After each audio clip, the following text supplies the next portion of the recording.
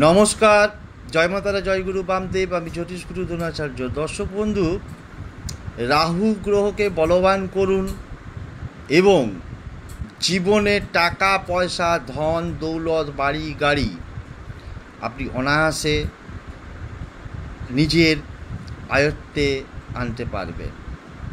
কারণ রাহু এমনই একটি গ্রহ जब देता है वो देता है ছাপ্পড় ফাঁড়কে।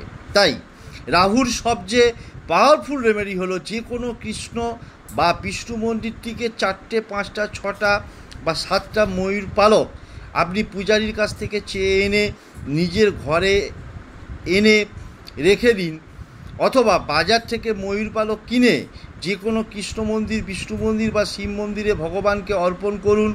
পুজোর শেষে পূজারীর কাছ থেকে ওই ময়ূর পালকগুলো নিয়ে এসে নিজের গৃহে, যে ঠাকুরের সিংহাসন হোক, যেখানে একটা ভালো হোক, সেই জায়গায় আপনি স্থাপন করুন।